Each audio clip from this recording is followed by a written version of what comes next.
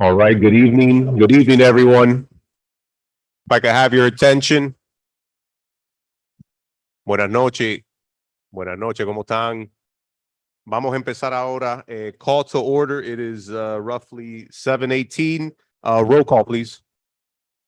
Mr. Calvo, Present. Ms. Garcia Robes, Present. Ms. Pacheco, Present. Ms. Perez, Here. Mr. Rodriguez, Present. Mr. Tunidor, Present. Mr. Zogby. Present. Mr. President, you have a full council. Thank you. City Clerk, if you could lead us on the invocation. Lord, we ask for your continued blessing upon our city, its residents and employees. We ask that you grant the members of this council wisdom and understanding in every decision they face. Amen. Amen.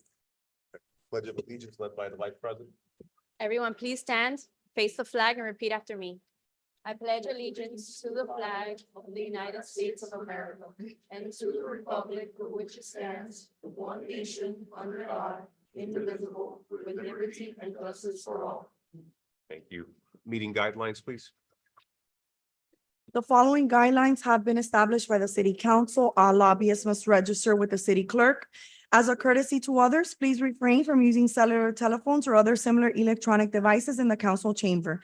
A maximum of 3 speakers in favor and 3 speakers in opposition will be allowed to address the council on any one item. Each speaker's comments will be limited to 3 minutes.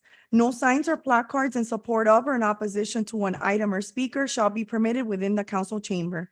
Any person, whether participating via the web platform, telephonic conferencing, or physical presence at City Hall, interested in making comments or posing questions on matters of public concern or on any item on the agenda may do so during the meeting. Members of the public may address the city council on any item pertaining to city business during the comments and questions portion of the meeting. A member of the public is limited to 1 appearance before the city council, and the speaker's comments will be limited to 3 minutes. The public can view public meetings on the city's YouTube page. Members of the public may hear the meeting live through telephonic conferencing using any telephone or cellular phone service. A smart device or computer are not necessary to participate in the meeting if you join by phone.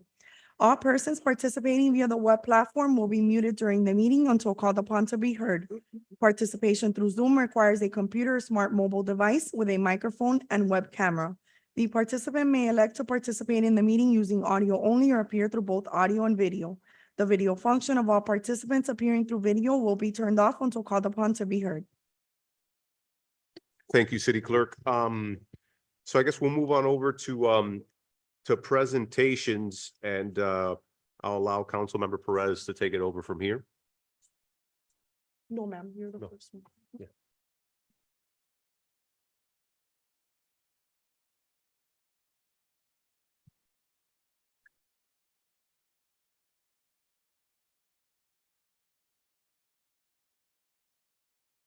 Good evening, everyone. Welcome to the beautiful city of Hialeah. And I love to look around and see everyone in blue. We all know that blue for us in April stands for our Autism Awareness Month. You could see outside that we've illuminated it in blue. And hopefully after today's presentation, we'll go downstairs and we'll see our building also illuminated. So good evening, esteemed guests, Honorable Mayor, fellow council members, and residents here of the city of Hialeah. You could put it. Tonight, we gather here at the city hall. I'll just put it down, I'll read them. If you could bring them each up, do you mind if I make a little bit of room for them? I'll bring you. Thank you. Tonight, we gather here at City Hall to honor and celebrate the remarkable contributions of several non-for-profit foundations that have made a significant impact in our community. Now it's asking me to turn on my camera. Hold on. Start video there.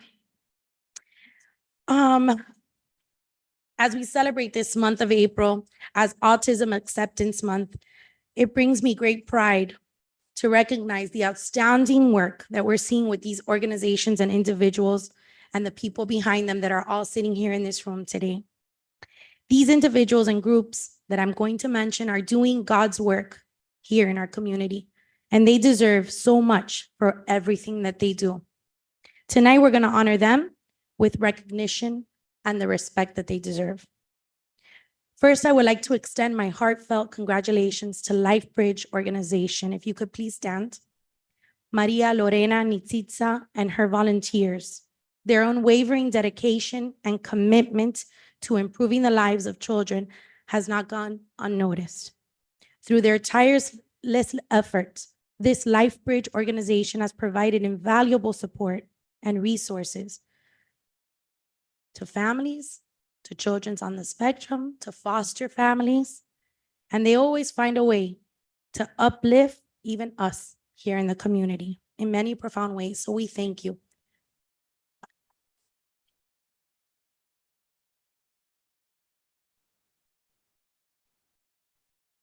Secondly, I'd like to acknowledge the remarkable achievements of Brian's Art Foundation and its founder, Roxana. Roxana, please stand up. This organization has played a vital role in promoting artistic expression, creativity, and profit for this community. Amongst them, in this neurodiverse community, they have art gallery displays that you could see down our beautiful hallway today, all done by them.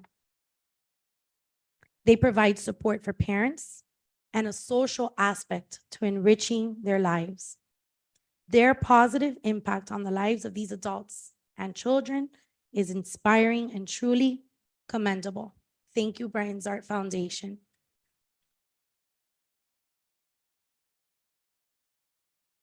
Next, we recognize the incredible efforts of Success at Work. If you could please stand up. We have Odales here, and we have a big group of them. They're in South Hialeah Baptist Church.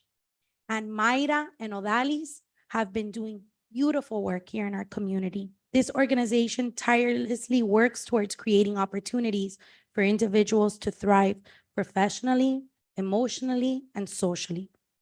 Their dedication to empowering our community members with skills and resources necessary for success is truly remarkable. They provide a community to those that have aged out of other programs. We are blessed to have these amazing leaders in our community. Congratulations to Odales, Mayra, and Success at Work. We cannot forget the beautiful heart of our community, and we all know that that is Edgar J. Hall. Can you please stand up to our heart of a community? Those that are here today, our participants, our teachers, our leaders, thank you so much for everything that you guys do in our community. Congratulations.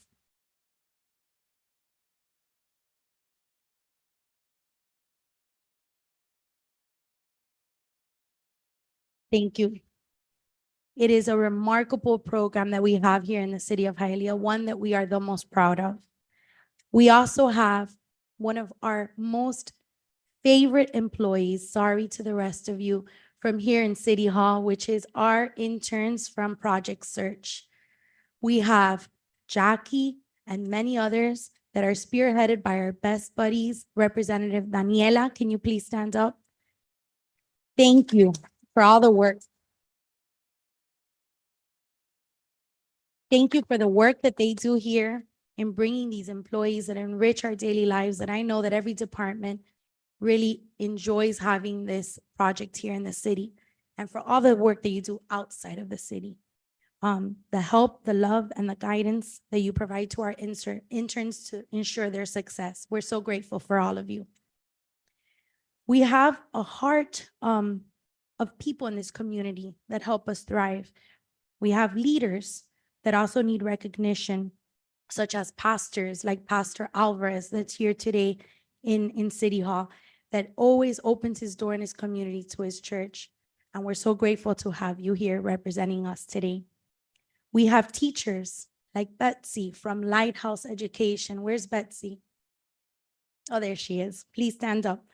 Betsy is a one-of-a-kind special education teacher that works with medically needy children, children that have many more needs that we couldn't even imagine. And she does it with her heart full of joy. She is a beacon of light. So I'm very lucky to have met her throughout this process.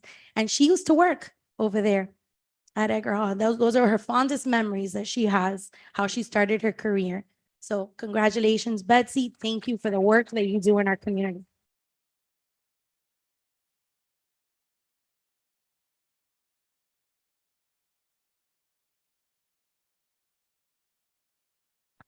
Through this collective effort, these individuals and this group, that we have witnessed positive change, growth, awareness, and acceptance in our beloved city.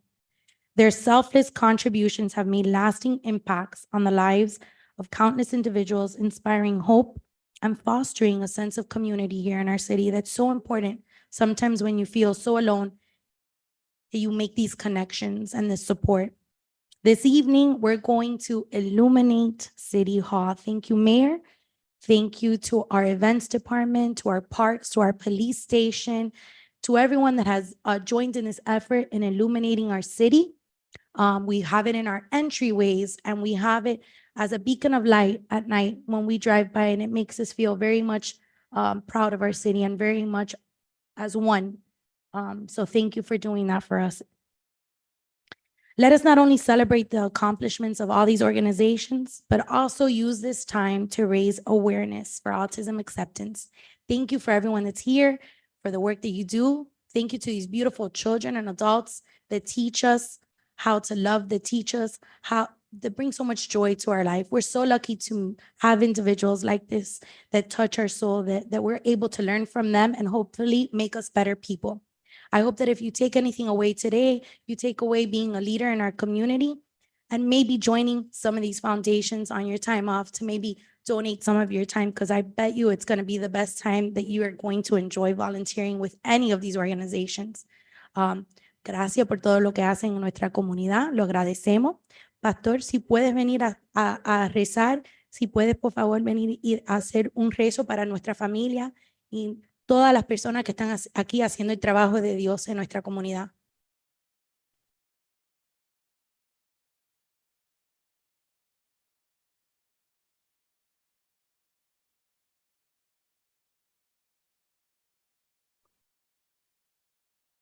Oremos. Bendito Dios que moras en los cielos, tu nombre sea glorificado. Gracious Father, in your name be glorified forever and ever. Gracias por la protección que nos has provisto a cada uno. Thank you, Lord, for your protection provided to everyone. Te invitamos para que estés con nosotros en esta tarde. We invite you, Lord, to be with us this evening, and we ask for your direction and guidance in every situation and complex problem that we facing in this difficult time. We pray for our Mayor, Esteban Bobo, Luis, Carl, Rafael, Jesus, Marbelis, Jacqueline, Brian, Monica, Angelica, Lorena.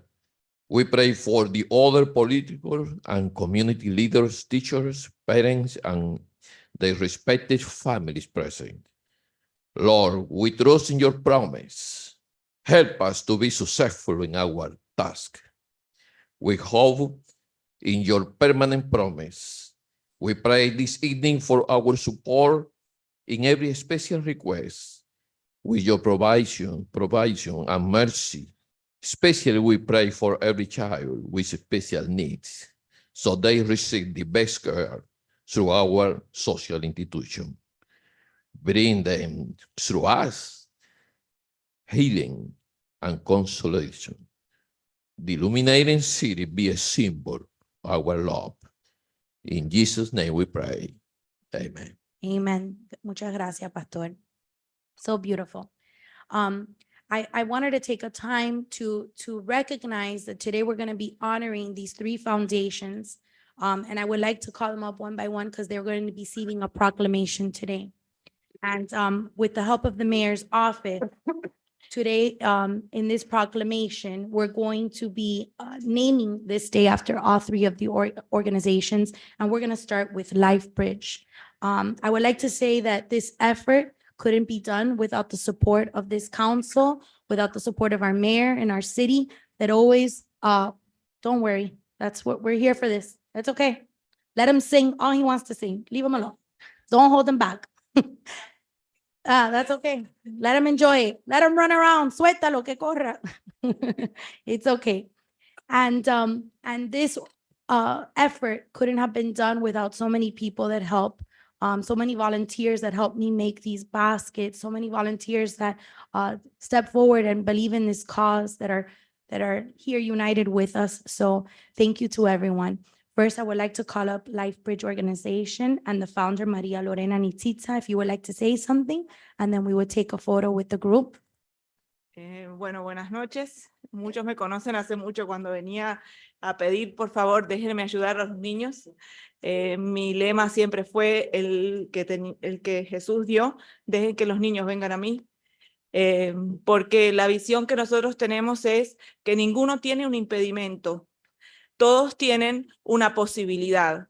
Cada uno tiene un futuro que es brillante, porque muchos de ellos son excelentes pintores, muchos de ellos van a ser excelentes poetas, muchos de ellos van a ser excelentes computermen. Todos tienen un talento. Lo que pasa es que muchas veces cuando tú ves el impedimento, dejas de ver el talento. Y a mí me gusta ver el talento antes del impedimento.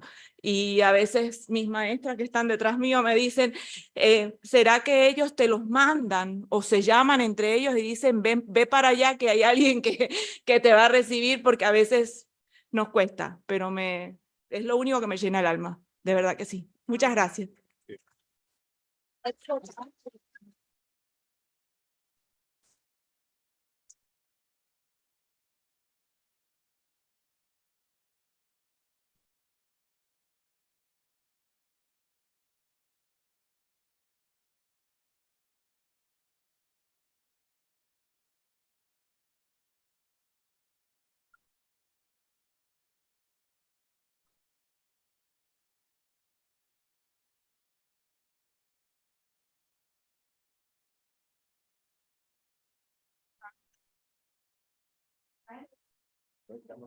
Ahí viene, ahí viene, ahí viene. Es que él es muy vergonzoso. Pero sin la parte administrativa no hacemos nada.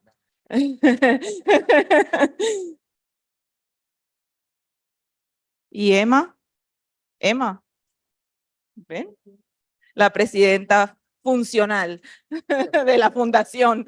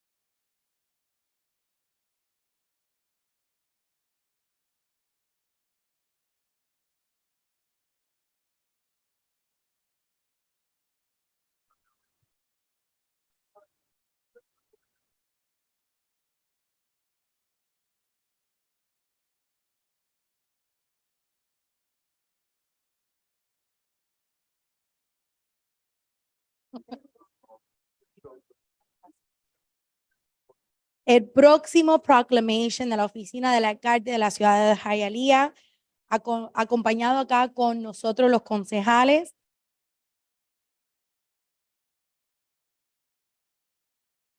Tenemos a Brian's Art y el founder, Roxana Cuquera, aquí con sus voluntarios.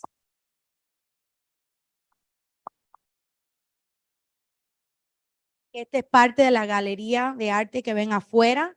Roxana, si quieres decir algunas palabras antes.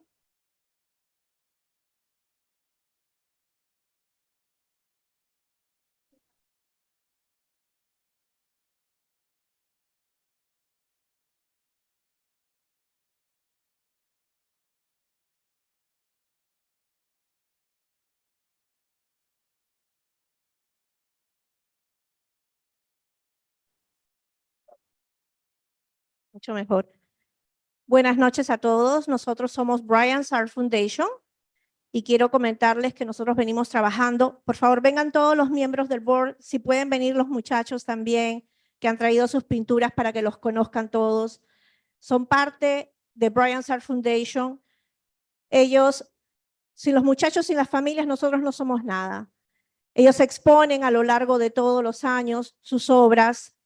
Ellos con sus familias hacen mucho para destacar y para que todos ustedes puedan ver las grandes cosas que pueden hacer, porque un diagnóstico no es un pronóstico. Así que eso hay que recordarlo todos y sobre todo todos los padres que están presentes el día de hoy. Podemos hacer grandes cosas. Voy a entregar el micrófono porque si no yo me quedo aquí. Mayor.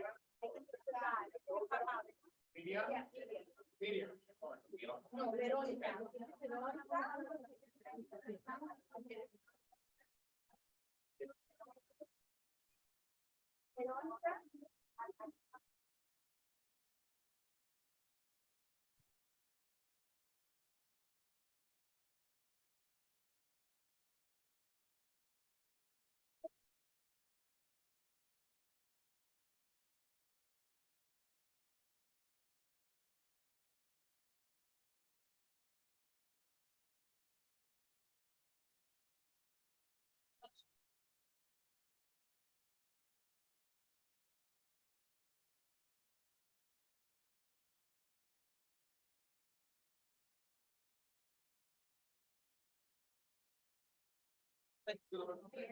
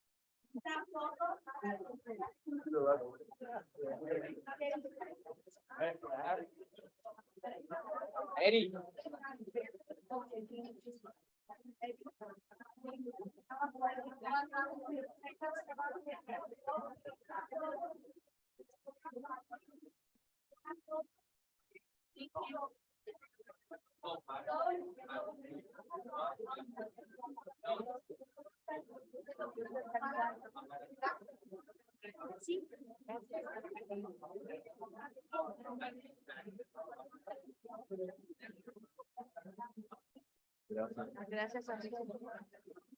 Aquí tenemos la familia. Gracias, alcalde. Muchas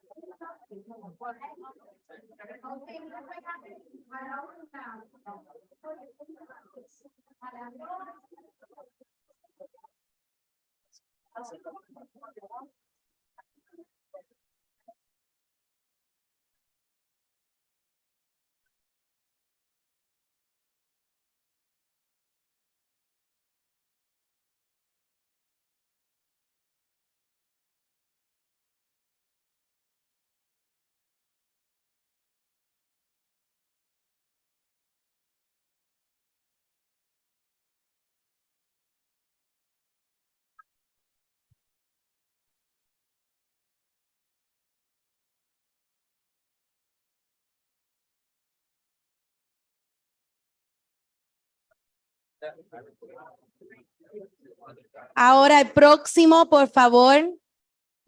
Vamos a tener Success at Work, Odalis Machado Camacho, y en representación también con su hermana que hoy no pudo estar aquí, Mayra Sabané, que hace mucho trabajo aquí en nuestra comunidad.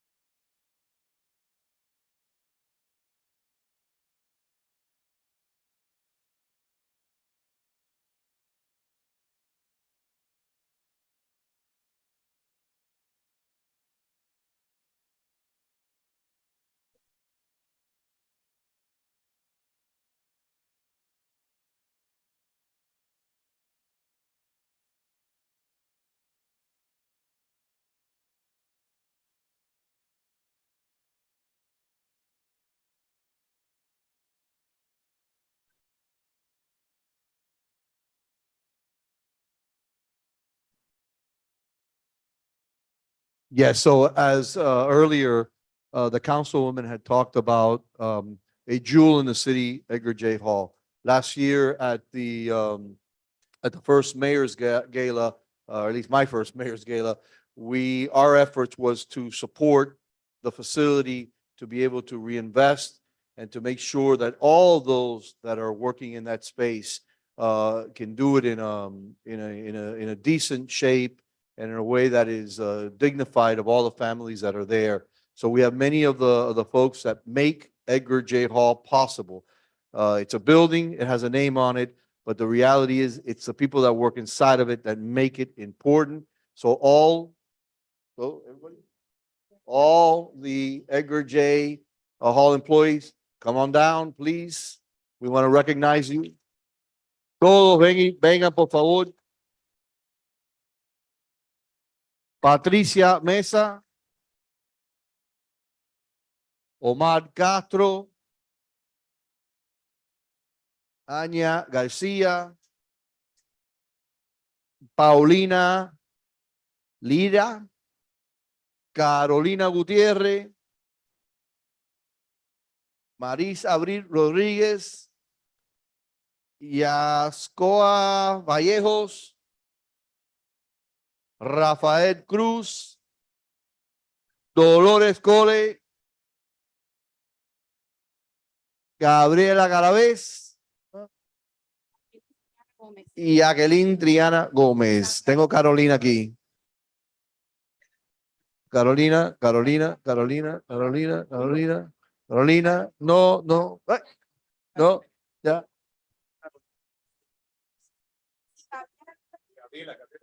Gabriela está aquí. No, thank you. Thank you so much. Sharon, call Sharon. Sharon, no, por supuesto. The straw that stirs the drink. Sharon Disick. Sharon. Yeah, we need Sharon here.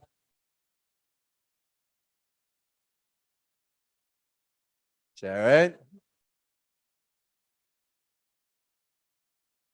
Oh, here goes Sharon. Yes. Oh, also a certificate. Hold on, Sharon. Sharon, they didn't get you a bottle of wine. Sorry. Don't sneak up on me like that. No, me iba a quitar la cartera. Está en pickpocket. Claro. A ver, ay, no, bueno. Acá, a la, mira él.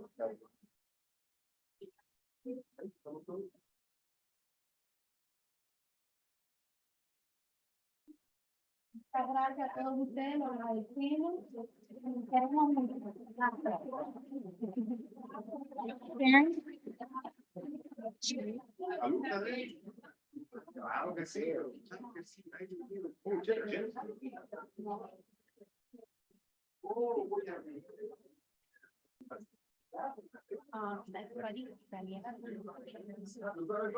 And we want to also recognize Best Buddies. Monica had talked about it earlier, how much they help here in the city. They're fantastic employees and building life skills that could carry them later in life. So let's recognize them. Who are we calling now? Daniela Santana. Daniela Santiago Cario. Daniela. Marisa está aquí. Y Jacqueline, Marisa y Jacqueline no vinieron. Ok. Thank you. Thank you.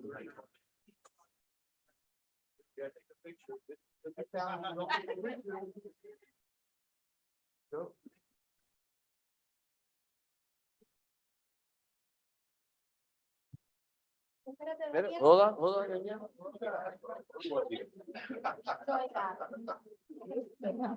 Okay, and this is for Project Search. Who's left? Betsy?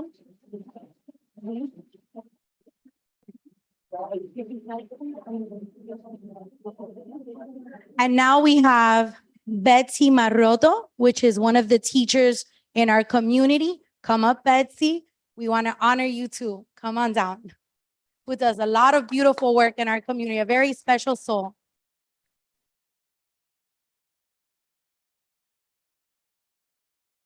Yeah.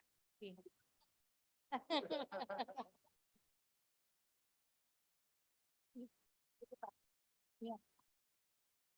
Ven, vente para acá.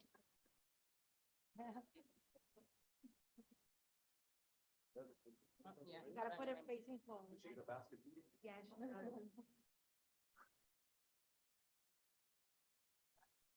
Thank you. And you got.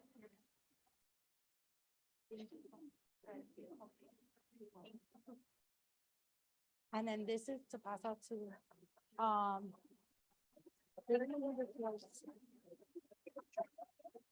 oh, Lorena, to give it to them, but they didn't come. I don't think they came. Okay, and I wanted, where are our superheroes? Are they here? Are our superheroes here? And I wanted to thank two people that always help me in everything that I do, helping me make baskets, helping me prepare, buying things. I want to thank Roxana Silvera, ven acá, and Millie María Negrón González. 4 nombres, mijita. No, no, no, no. Come here. Come on down so I could.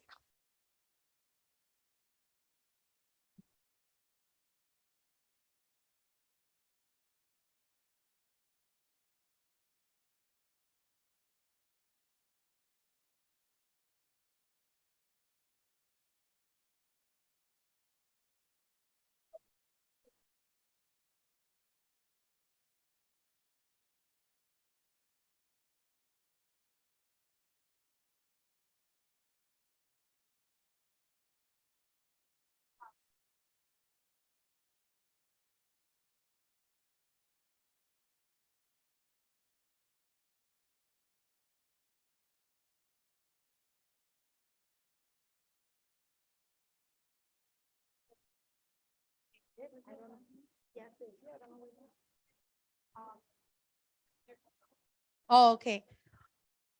Okay. Lorena, did she get it? She took another class with them. Oh, okay, this is Lorena on it. Okay, I think that's it. And this is for, I guess we'll give it to Project Search tomorrow. Yeah. Okay, we'll give that to the superheroes when they come. And who's that? Oh, this is Lorena. Lorena, no vino at Early Years Coalition? No. Who's that? Oh, this is who we're gonna send to the inclusive mama. Okay, all right, thank you so much. And then we have one last surprise. We're gonna go downstairs to illuminate the building. If you'd like to join us. I think, but I.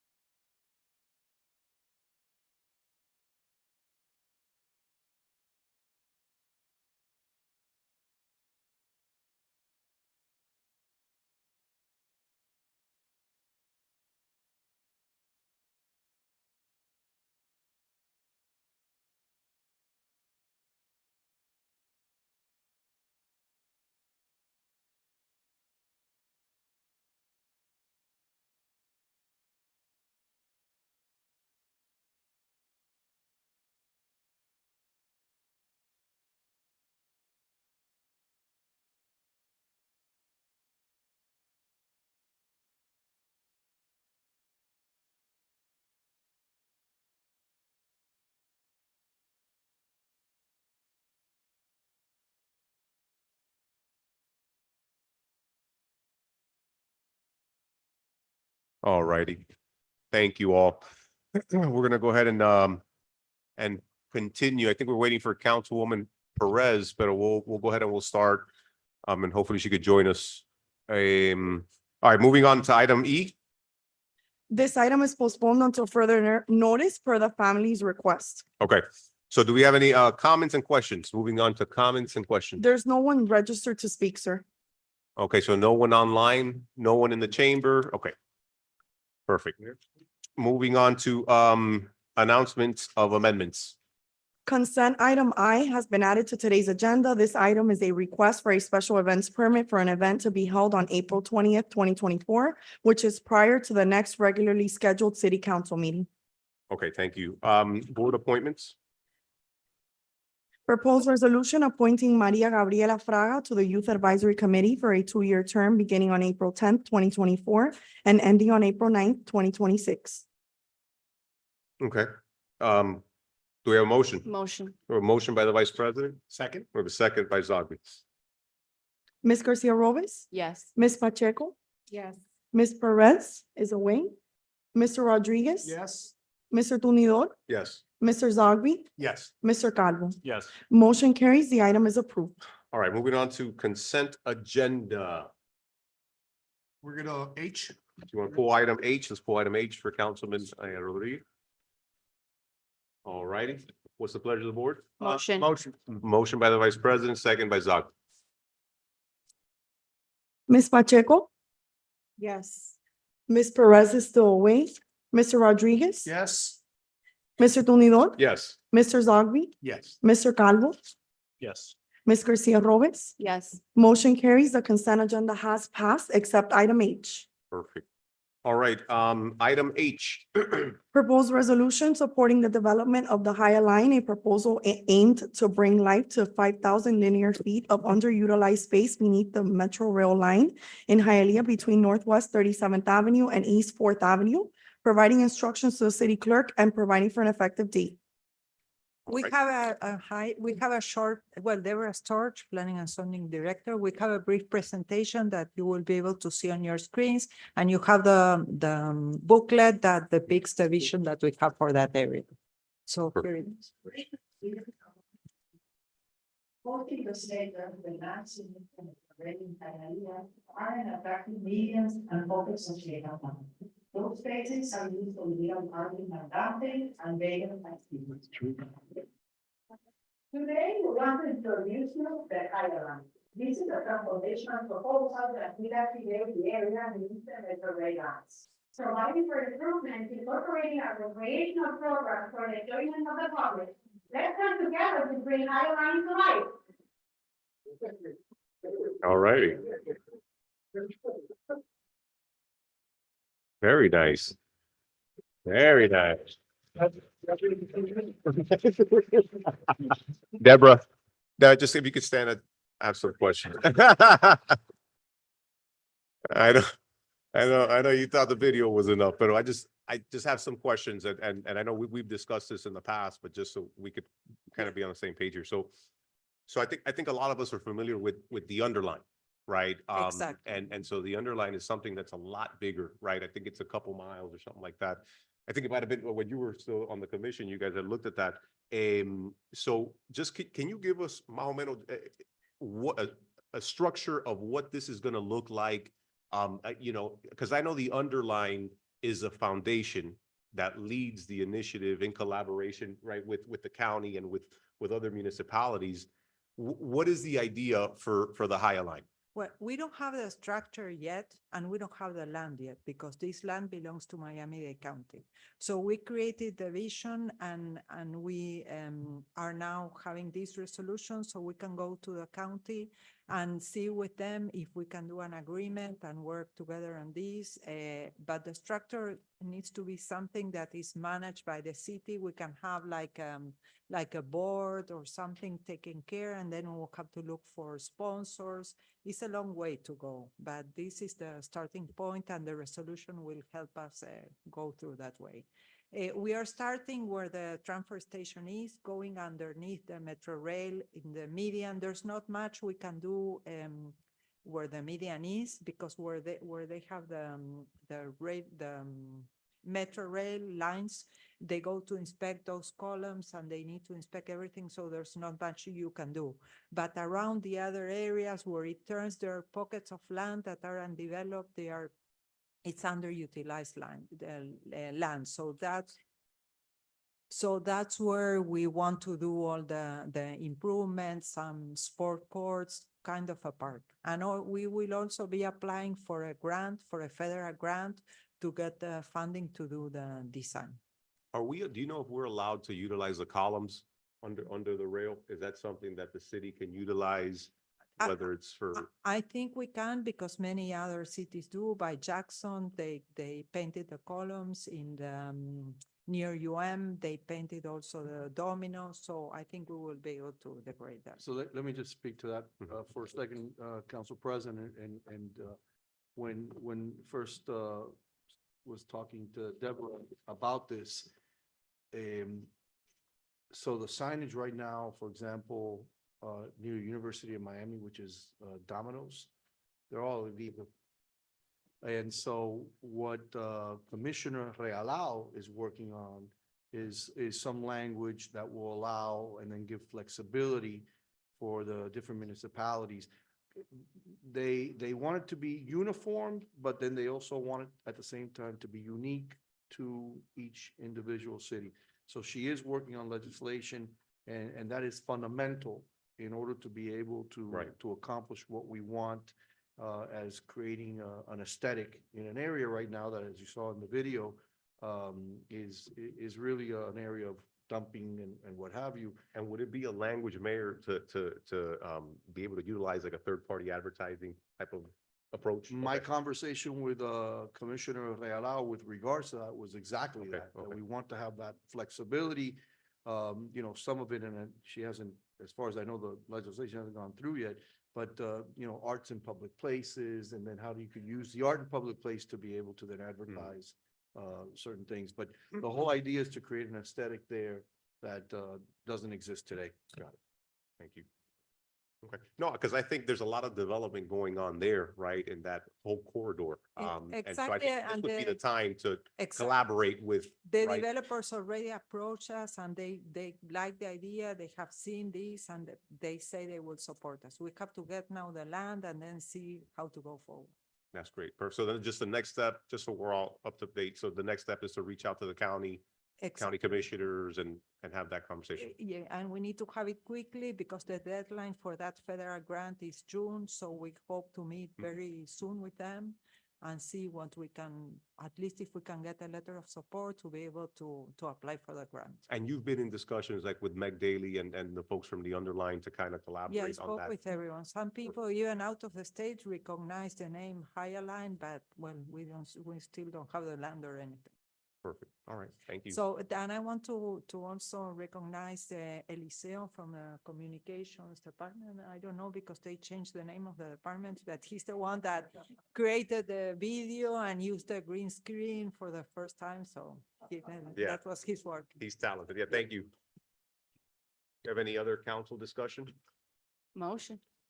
Motion by the Vice President? Second. Second by Rodriguez. Ms. Perez, Yes. Mr. Rodriguez, Yes. Mr. Tumidor, Yes. Mr. Zogby, Yes. Mr. Calvo, Yes. Ms. Garcia Robes, Yes. Ms. Pacheco. Yes. Motion carries. The item is approved. All right, 11A. Second reading and public hearing of proposed ordinance amending Chapter 2 entitled Administration, Article 2, Departments, Offices, and Divisions, Division 12, Education and Community Services Department, and Division 13, Parks and Recreation Department of the Code of Ordinances of the City of Hialeah, specifically by renaming the Department of Parks and Recreation to the Department of Parks and Community Engagement with 3 divisions: 1, Parks and Recreation; 2, Education and Community Services; and 3, Special Events, providing for the duties of the director, providing for a severability clause, repealing all ordinances in conflict herewith, providing for inclusion in the code, and providing for an effective date. All right, this item's the second reading. Do we have any public comments online or in the chamber? No, sir. All right, we have a motion by Councilman Rodriguez, Second. a second by the Vice President. Mr. Rodriguez, Yes. Mr. Tumidor, Yes. Mr. Zogby, Yes. Mr. Calvo, Yes. Ms. Garcia Robes. Yes. Ms. Pacheco, Yes. Ms. Perez. Yes. Motion carries. The item is approved. All right, 11B. First reading of proposed ordinance amending chapter 30 entitled Elected Officials of the Court of Ordinances, and in particular Article 2 entitled Public Meetings, to enact a new section 30-32 entitled Times and Dates of Regular City Council Meetings, to provide that all regular meetings of the City Council shall commence no later than 5:30 PM and to be held on the second and fourth Tuesday of each month. Repealing all ordinances or parts of ordinances in conflict herewith, providing penalties for violation hereof, providing for inclusion in the code, providing a severability clause, and providing for an effective date. All right, this item's in first reading. Do you have any council discussion on this? Yes, Sir, you're recognized. can we make 6, please? So 5:30 is a little bit too early for me personally. 6 o'clock, if there's up for discussion, like today, I got it here at 7 o'clock, so. I mean, I'm willing to open to change the time, but to be honest, 6 o'clock probably is the best time, if it's possible. So, wait on Facebook. I would like to speak also. Yes, ma'am. I had proposed 6 PM at the previous meeting because that is the time that many constituents did specify to me that they would be available even to be able to log into on their computer on YouTube to watch. At 5:30, most people are still driving, and I mean, I'm sure we wouldn't recommend to people to watch YouTube while they're driving. 6 o'clock is a more appropriate time when considering, what is best and most convenient for the residents of Hialeah. Through the chair, Yes, sir. I'm good with 6. 6 is good. If I may through the chair, Yes, ma'am. as I said, this wasn't to impose any time. It was just to discuss it and to see what worked best. The reason why I even met Lorena Nitzitza, which Jesus met her too, was because she would stay here till 1 o'clock in the morning when we got elected in 2019, because she was trying to open that daycare where she helps all these kids with special needs. And it impacted us meeting her, seeing her here with her little daughter, Emma, that back then was much younger, till 1 o'clock in the morning. And people like that, those cases you remember because they're here till very late. And that was the reason for moving up the time. So that we could start earlier and hopefully finish earlier so these residents aren't driving home at midnight. So it was up for discussion, whatever we think that works best. The timeline that we had said was at 5 because we can't start land use prior to that. So that's what was my jumping off point. But it's up for the council. It's a discussion, whatever we think works best for us. Yeah, through the chair, I wasn't here, Monica, I'm sorry, that day, so I guess I'm open. I'm just saying, me personally, just on a personal note, I mean, imagine that 6 o'clock would be a good time, that I think would be generalized. So I'm open, just at 5:30 be tight. Okay. Imagine anybody else comes in elected official, thing, so. I'm good with 6 through the chair. Yes, I'm good with 6. I agree with Councilman Rodriguez. I'm good with 6 if everybody else. I'm flexible. so if you're open. Some say I'm retired. Uh, I'm open for whatever time. I'm good with Thank 6. you, sir. Yeah. I completely understand. I'm good. So, Mr. Attorney, if we can maybe redraft it with the amendment, the amended time to. Yeah, the 6 amended p.m. time, based on, what, the statements by the council and presuming you as the movement accept it, would be 6 PM as opposed to 5:30. So Okay. it will simply be modified on next reading to be 6 PM. Okay. We, Councilman Rodriguez, we had mentioned you last time in the last meeting, we had brought you up. I think Willie was here too. And so we had asked him. And one of the things that we had stated was, if there's one person in the council that can't be here at that time, obviously we would want to open it up. But again, there are other, I just want to make sure it was said, and I think the city clerk shared it with us. There are other municipalities that I believe even start at 9 AM or something like that. So this isn't anything new. I just want to make sure that everyone knows that. But if you can't make it at 5:30, we want to make sure that we could accommodate a time that obviously the whole council could be Thank you, present. thank you, We Mr. wanted to try Yeah. at 9 a.m., but Thank we you. changed it. So- All right, So, so what- If there's a motion then with the amended time to Motion. 6 p.m., I'm good with that. we have a motion to amend to 6 p.m. starting time by Councilman Zogby. Second. We have a second by the Vice President. Mr. Tumidor. Yes. Mr. Zogby, Yes. Mr. Calvo. Yes. Ms. Garcia Robes. Yes. Ms. Pacheco, Yes. Ms. Perez. Yes. Mr. Rodriguez. Yes. Motion carries. The item is approved. Second reading and public hearing is scheduled for April 23rd, 2024. Approved as amended, and 5:30 will change to 6. Thank you, Thank you, sir. colleagues. All right, absolutely. Moving on to new business. You have any new business? Through the chair. Yes, sir. Just two quick things.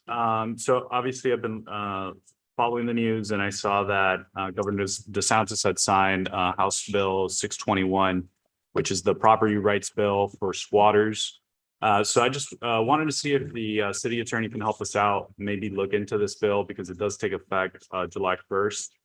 And obviously it calls for, the police department or in case of unincorporated areas, the sheriff's office to start exercising some of these police roles, and it criminalizes squatting. So I just want to make sure that we're prepared for this come July 1st, and whether there's anything that we would have to do here in the council, if we have to enter into some sort of agreement with the state attorney's office or what have you, in order to make sure that we are following this new bill by July 1st. We'll be happy to provide a white paper to you on that bill. And we'll give it to all of you in advance of the next meeting. Great, thank you. And then the second one, so I saw that Commissioner Regalado was proposing a bill for the scooters and like the e-bikes and all that.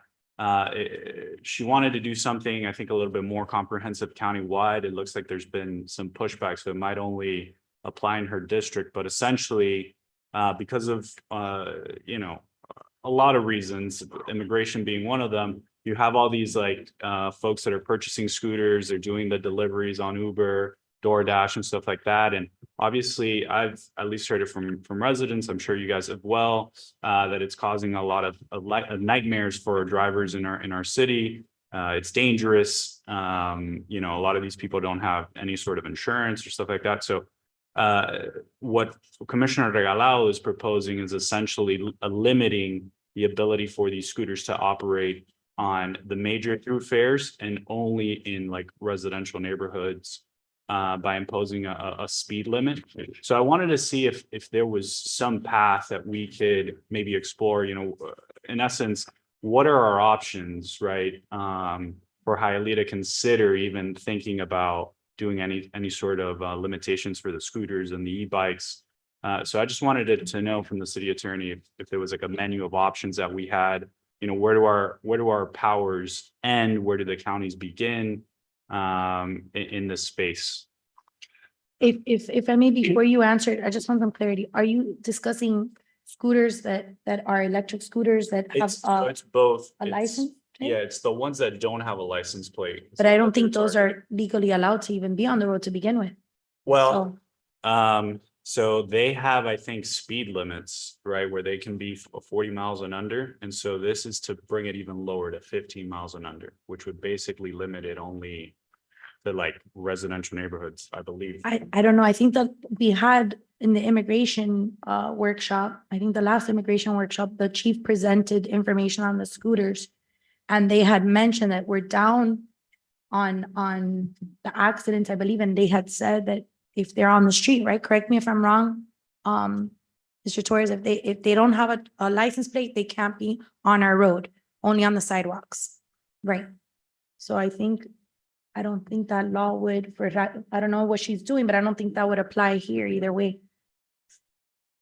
There's a state law on scooters, and it does allow local governments to place certain limitations on speed limit, operational aspects of scooters.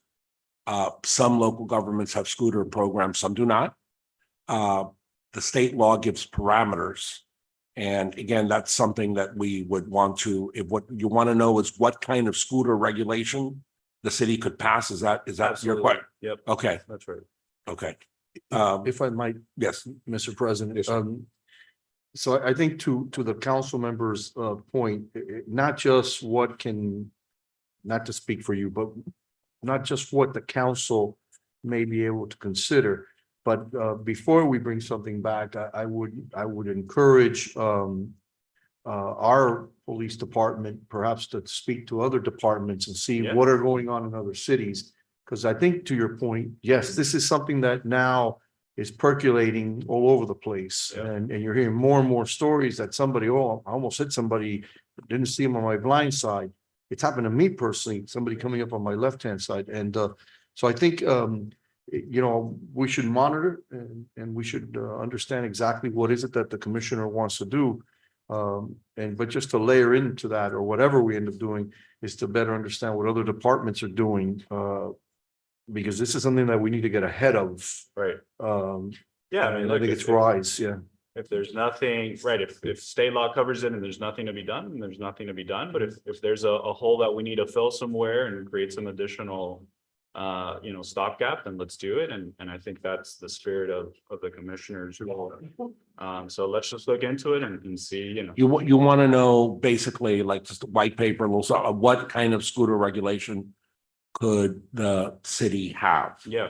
That some cities have scooter rental requirements, that a scooter rental company has to have so much insurance, have to hold the city harmless, have to pay a fee to the city, but that's the scooter rental companies. You're more interested in just the scooters themselves Yeah, and the scooters riders. themselves. Right, Yeah, okay, I'm not familiar with too much rental going on here. okay, Through the chair. Yes, sir. okay. I think without getting into a large discussion on this, I think probably most of the violations on scooters are occurring, to make it really simple, by unlicensed drivers. They don't realize a lot of these drivers who come, they don't have a driver's license. To ride a scooter in the street, I don't care if it's a 5cc that goes 2 miles an hour, or it's a Honda 1500, whatever, a Harley. You need a driver's license. If it's above 49 cc's, in other words, if it's a larger scooter, then you need an endorsement, a motorcycle endorsement on top of your driver's license. But most of the people out there, racing around their scooters don't even have a driver's license. So they're in violation of state law to begin with. And many of them are not plated. So they're in another violation of state law. So I think what we need to find out is with the state attorney or other agency, how they're enforcing it, because of the liability and the risks of trying to conduct a traffic stop on a scooter driver, because they're going to flee. They're going to flee and they're going to do risky things, and then that become a liability. But most of what's going on is covered by state law. I bet you if you stopped 10 of the people on them scooters zipping around, most of them don't even have a driver's license, because and so they're illegal to begin with. The scooter can be confiscated, they can be ticketed, they can even be arrested without a local city law. But we Yeah. got to find out what the state attorney, I guess you gotta is on see like how you would stop them, right? Because if they have some sort of plate, right? How would you stop them? Unless they commit some infraction, right? They blow a stop sign or something. pretext. Yep, an infraction, but there's so many But if it infractions they was, if it commit. was a blanket rule, right? Like you can't have scooters on, Palm Avenue or these big Yeah. thoroughfares, then it'd be very obvious. But then again, it comes down to our enforcement ability. Okay, so they're riding, it's our ordinance, they're riding on Palm Avenue. How do you fine a driver? We don't have the enforcement to put them in jail. You fine them. Well, I think if they don't have a license, couldn't you impound That's covered by the Scooter? state statute, but whatever ordinance we do, we create, we might not be able to Yeah, so I enforce. think the ordinance's goal is to create the stop. Okay, okay. Right, well, you've clarified that you're interested in the scooters themselves, and I see what Councilmember Zogby is getting at, because scooters are sometimes treated as bicycles, and there might be things about minors wearing a helmet and things like that, but you can certainly put many more requirements on scooter companies, saying you have to have $1 million of insurance, you have to have your scooters maintained, you have to see to it that well, you're talking about just the rider and what can be done with the rider. You've clarified that, so that's what Yeah. we'll advise you on. We'd want to check it before Yeah. we just, all right. If I may, through the chair? Yes, ma'am. Are we done with this discussion? Yeah, absolutely. Okay, all right, I just wanted a little clarity, maybe, Mr. Attorney, maybe you could help me. So I got this email about prohibiting smoking marijuana in public places, an inquiry on, having some regulations I didn't know what was prior to this, so I don't know what really the details and the aspect of it was. But, I see that you made a reference to one of the ordinance that I passed on June 13th of 2023, which was last year, or 2 years ago. And we're already in the works with the Florida Health Department, with Tobacco Free Florida. I've already been campaigning with them for the last 2 years. And this is a sign that's gonna go up in our city parks next week. It says this is a tobacco-free and smoke-free park. The use of cigarettes and e-cigarettes is prohibited in this area to protect our kids. It has our ordinance number, and then by state statute, we're not allowed to have unfiltered cigars, which are exempt by the statute. I just want to make sure, I don't really know what this regulation was inquired by Councilwoman Pacheco, but I believe the ordinance that we had done encompasses this language. And I just wanted some clarity, and if not, maybe if that needs to be amended to have the word marijuana, which I don't believe it did when we did our research. And maybe that would suffice, but I believe the tobacco already encompasses what it needed to be, and marijuana is illegal either way. Is the route that we took when we did this research with legal. Well, through the chair, if I may. Yes, ma'am. Right, well, the reason why I initiated this, this communication, I sent this proposal to the city attorney is because there have been many talks, and the city is currently working very hard to improve quality of life for the residents and trying to attract new people to the city to bring value to the city so that we can continue to grow and prosper. There have been numerous complaints, and they continue to grow, and I have witnessed them about the public consumption of marijuana. And the current ordinance that we have, it's has to do with the Florida Clean Air Act, and that does not encompass marijuana. Now, what it does, it allows municipalities to regulate the smoking of tobacco in public parks and in basically land owned by the city. But marijuana, the use of marijuana continues to be a first-degree misdemeanor. And that has not actually been, to my knowledge and to that of most people in Hialeah, is not being actively enforced. And there is a misconception that it's not prohibited and it can be done without consequence. A very recent experience that I witnessed was almost in the entryway of the Publix on West 68th Street and 12th Avenue.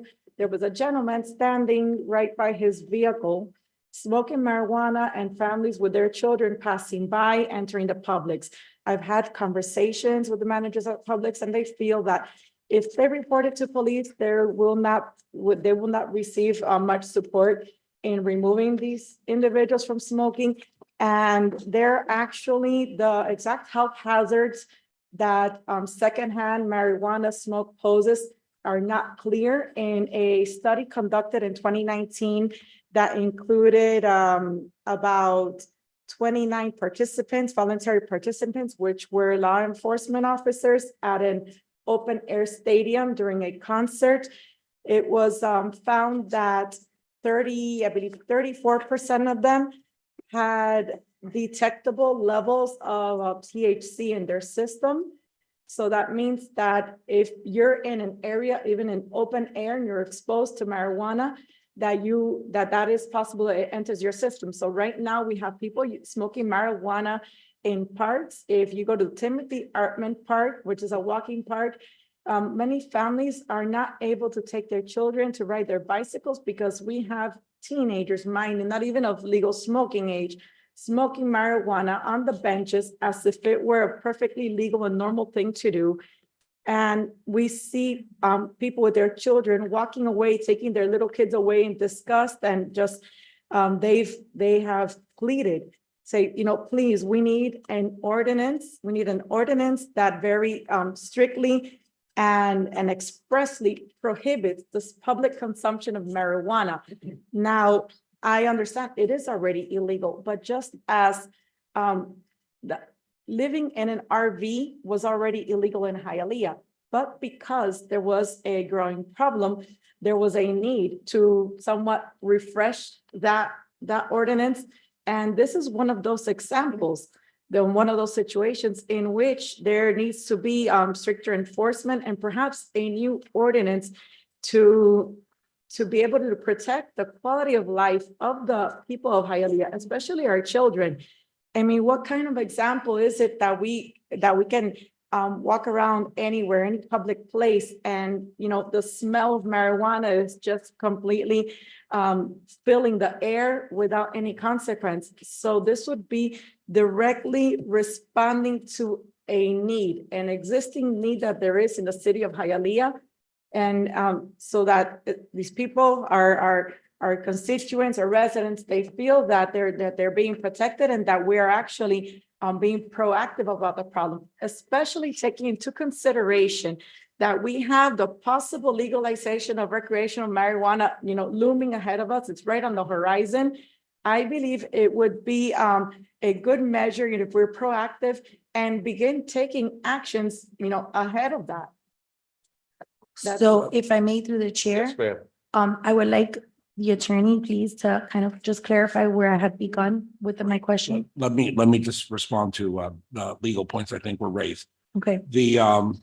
The city code section that I believe that Councilwoman Perez brought forth at a certain time, John Alamaniac, is in the city code. It forbids smoking or vaping in the public parks of Hialeah very clearly.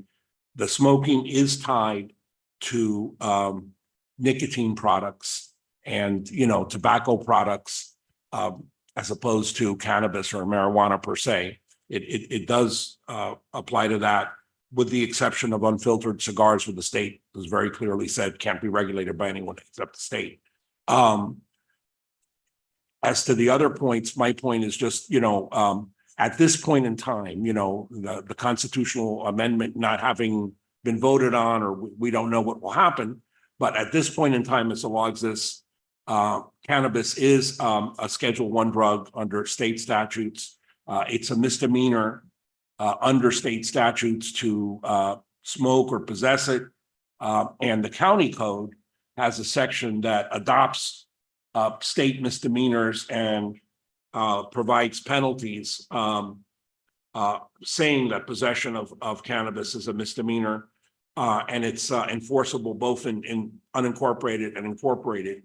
That being said, Miami Beach is a city that does have a specific law about not smoking marijuana per se in any public park or any public property or any street. So that's something that the will of the council wants to pursue.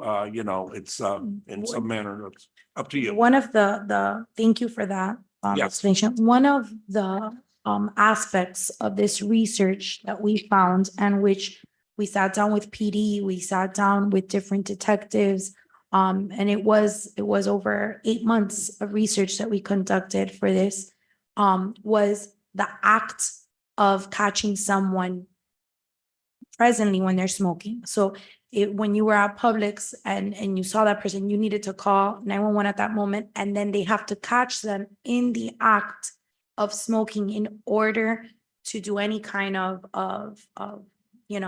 repercussions to what they're witnessing. Not because of a smell, not because if they have, a certain amount of ounces, they won't even research it because it's very hard to detect. So because this was already a state law, because smoking marijuana was already illegal and it could only be enforced with witnessing the act, that was why this was now more of a broad range of tobacco-free and smoke-free. If it's the will of the council, if you would like for me to include the word marijuana and amend my current ordinance, I'd be happy to do that if that would suffice. But either way, it's an illegal substance, so. And nothing could be enforced if we don't call 911, whether, and I always say this to residents, you see something, call, and it has to be caught in the act. And that's the only way we could enforce it.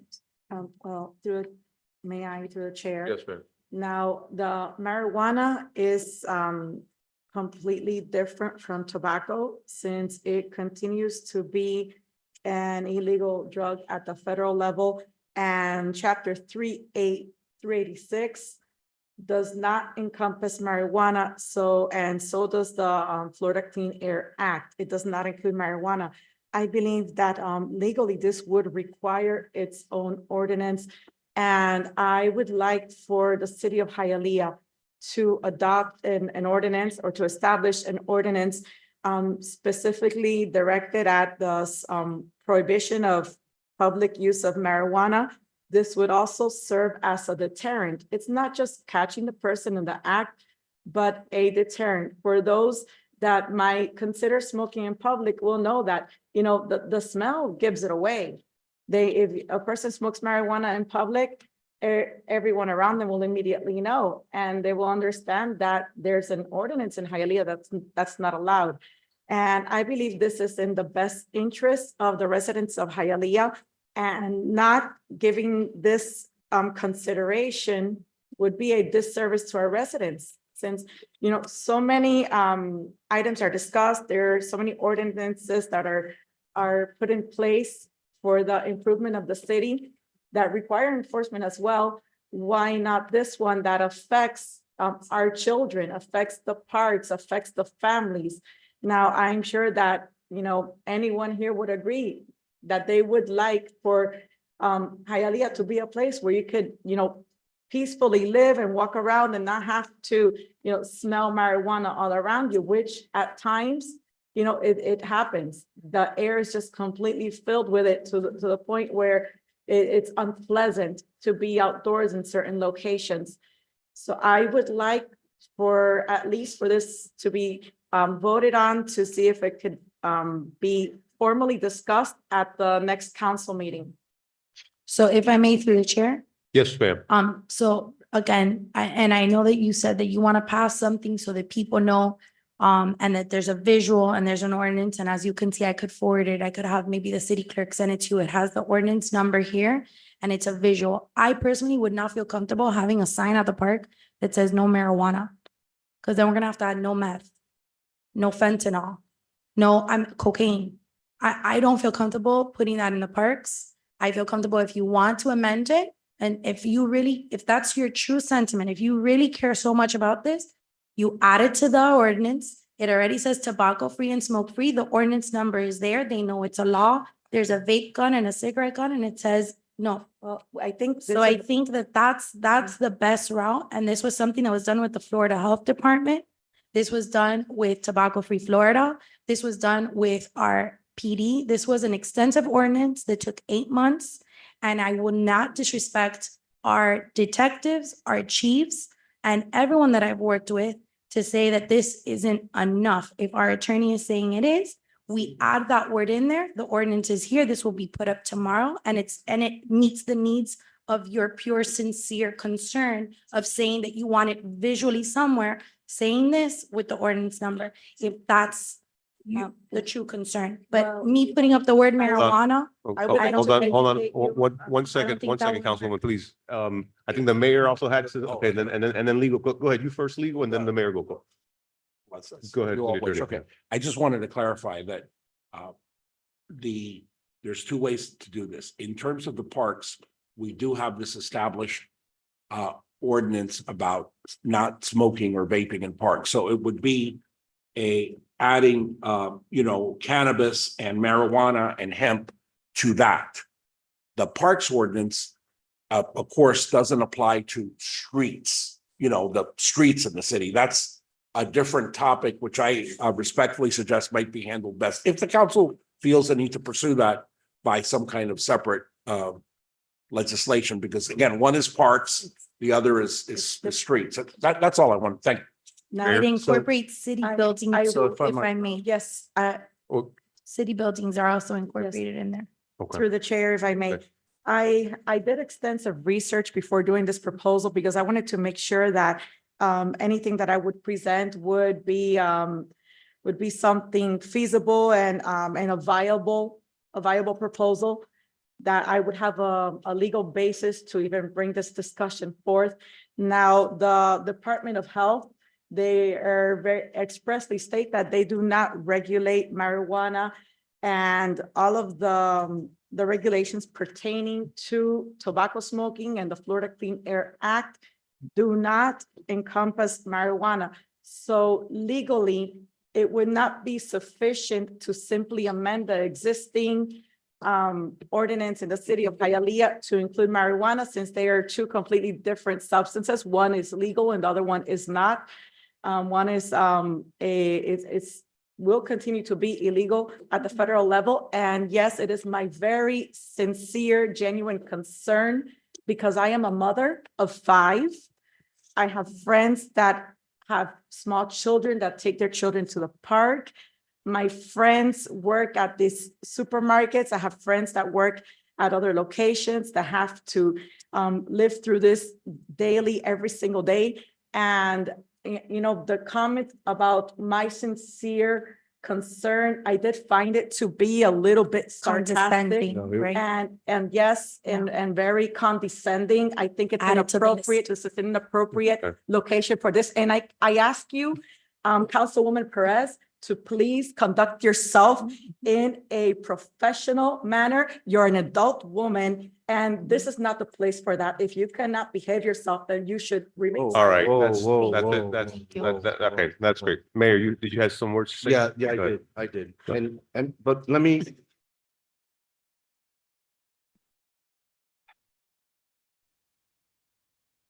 Councilwoman, the reason that the health department doesn't address or regulate the issue of marijuana, it's because it's illegal.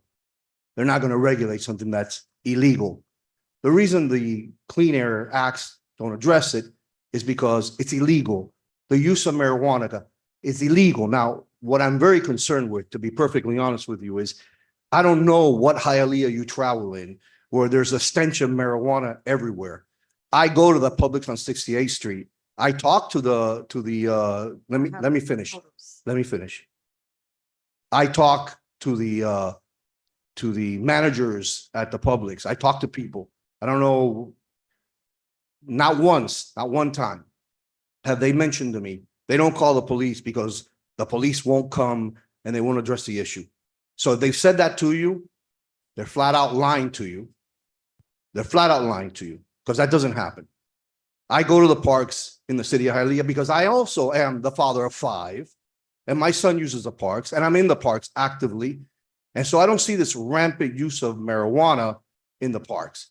But I tell you something, if I was in the park and I saw it, I'd call the police to make sure they address it, because we don't want it in our parks. The drug is illegal, period.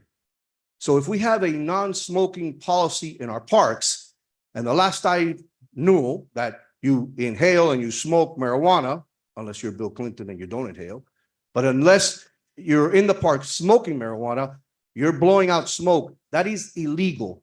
It can't happen, period. I know what you're trying to do. You want to create something that is unnecessary. I don't know, maybe to be able to go on radio and speak about it. But I think what the councilwoman is proposing addresses the issue. And if it doesn't, then what I would propose that we do is that we do a resolution or an ordinance here that makes the use of heroin illegal, the use of fentanyl illegal, go down whatever list of drugs that are illegal today, and you should add it to the list then. It is unnecessary. It is unnecessary because it's illegal. It's illegal to smoke it in the parking lot at Publix. It's illegal to hang out in the corner and smoke it. It's illegal, period. There is nothing that needs to be done or an extra ordinance that needs to be done. I appreciate your research. I appreciate that you feel passionate about this subject, absolutely. But in order to ask the board to pass a piece of legislation that is unnecessary is useless, to be For the record, perfectly you're honest saying with it's you. unnecessary, so if I. the next Because it's council meeting, illegal already, I will Councilwoman. bring Perhaps you don't the affected perhaps you didn't families. hear what I said. It is illegal, illegal. Right. Smoking marijuana in the state of Florida is illegal. But City of Miami Beach recently passed an ordinance. Other cities throughout Florida have passed ordinance despite the fact being illegal because they felt a need to further restrict and regulate it to address a pressing problem. If you do not believe me, there is a problem, I can very easily fill up this chamber with all of the families being affected and we would not have space for you. If I challenge you to invite everyone that's affected, and I guarantee that I can have this place. Councilwoman, Would you like- Councilwoman. And I believe you have been disrespectful. in Oh, stating well, that I am Councilwoman, my seeking goodness, any type let of me tell you, publicity. look, We cannot I know, these I know problems you've been here for about 4 the months. need I know that you've been here for 4 I months. have I been get here it. 4 months, but I have You've been written a lot resident of and you Hialeah write a for lot, and you write a lot, and I get that. I understand that. because I But feel- I want you to understand something. You're not the only person that's been elected, not the only one, okay? I'm the we only all one that's work- been elected without a bunch of developers. Okay, I understand. I understand that. All right. Councilwoman, All right. Councilwoman, I understand. I think, Soon, yeah. I understand, and perhaps the time to honoring yourself will come to an end quickly, but I'm going to tell you something. All of us got elected here. Every How single did this person here conversation is knocked shift on to doors. that? Every single I was person here talking about is knocked on authority. doors. So if, You if told me people- there in the meeting, if I did not Okay. get on your side, I would not be successful. Okay, okay, You told me guys, that we don't have to, I got elected. can we get back to the issues, guys? All right, all right, all right, all right, guys, all right, guys. Threaten me, if All I'm right, on your that, side, that's it. I will That's, be successful Councilwoman, legislating. can It we is get back- you're holding your can words we- back. can we And get back I to am this? not- I don't, you're. All wrong. right, I don't all know right. what you think I am. let's go ahead and let's move on over to land use. I think we're done with new business. Will all those persons who there's will be some things that testifying on an are item, please stand and raise your right hand. Las personas que quisieran prestar sus opiniones delante de esta junta, por favor pónganse de pie y alcen la mano derecha. Do you swear or affirm that the evidence you're about to give is the truth, the whole truth, and nothing but the truth? So help you God. If so, say I do. Usted jura o afirma que el testimonio que va a dar será la verdad, toda la verdad y únicamente la verdad y que Dios sea su testigo. Por favor, diga que sí si la respuesta es afirmativa. Let the record reflect that all have responded in the affirmative. En Perfect, el archivo público constará que todos han respondido afirmativamente. perfect. Thank you, thank you. By the way, we have a social security event tomorrow, guys, at Goodlit Park. It's gonna be a lot of fun, all right? All right, we'll do what we can. Well, sometimes. All right, LU1. Second reading and public hearing of proposed ordinance amending the future land use map from low-density residential to office and professional services. Property located at 715 East 26th Street, Hialeah, zoned R1, one-family district, and legally described herein. Repealing all ordinances or parts of ordinances in conflict herewith, providing penalties for violation hereof, providing for a severability clause, and providing for an effective date. Okay. Oh, and I forgot, before we move forward, I wanted to, quería yo mandarle saludo a Mima, que hoy día es el cumpleaños de ella, 93 años, Mima, ¿no? No. Felicidades, Mima, tremendo show que cogiste hoy. Muchas bendiciones. Okay, Yes. so LU1, and did you read that to the record? already? Yes, sir. Okay, so we're on second reading. Do we have any public comments on this? Any public comments in the chamber? Maybe online? Do we have anything online, City Clerk? No, sir. No, okay. Do we have any council discussion on this item? Motion. We have a motion by Councilman Zogby, Second. and we have a second by Perez. Please call the roll. Mr. Zogby, Yes. Mr. Calvo, Yes. Ms. Garcia Robes. Yes. Ms. Pacheco, Yes. Ms. Perez, Yes. Mr. Rodriguez, Mr. Tunidor. Yes. Motion carries. The item is approved. All right. LU2. Second reading and public hearing of proposed ordinance amending the future land use map from residential office to office and professional services. Property located at 3499 West Fourth Avenue, Hialeah, zoned RO, residential office district, and legally described herein. repealing all ordinances or parts of ordinances in conflict herewith, providing penalties for violation hereof, providing for a severability clause, and providing for an effective date. All right. This item is in second reading. Do we have any public comments in the chamber or online? No, sir. All right, we have a motion by Councilman Zogby. Second. We have a second by the Vice President. Please call the roll.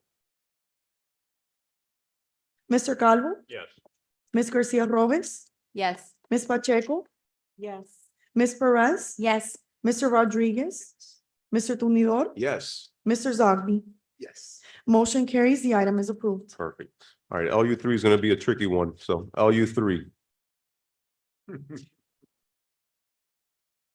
First reading of proposed ordinance amending the future land use map from low density residential to medium density residential. Property located at 4935 East 8th Avenue, zoned R2, 1 and 2 family residential district and legally described herein.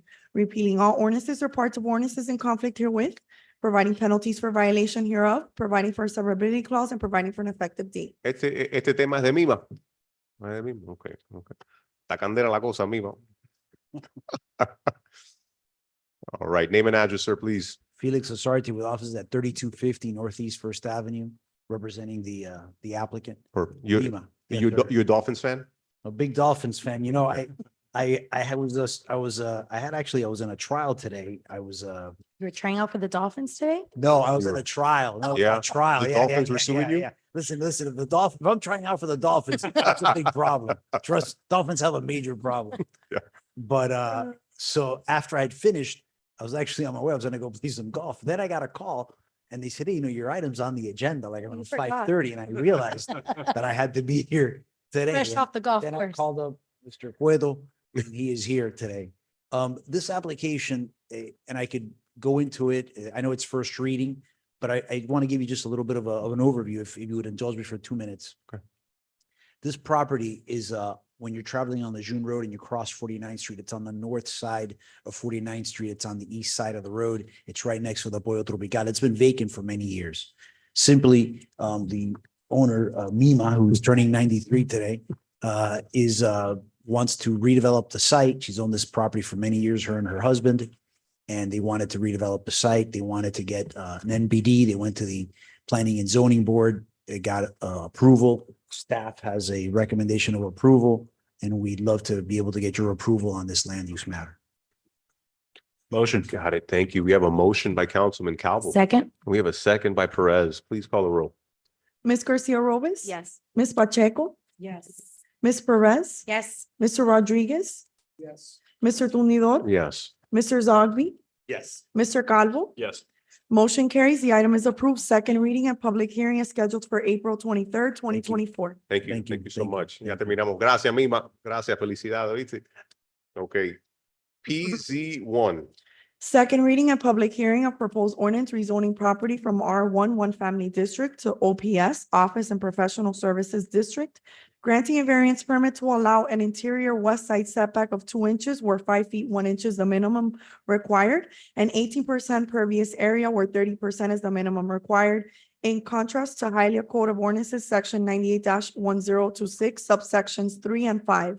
Property located at 715 East 26th Street, Hialeah, zoned R1 One Family District and legally described herein.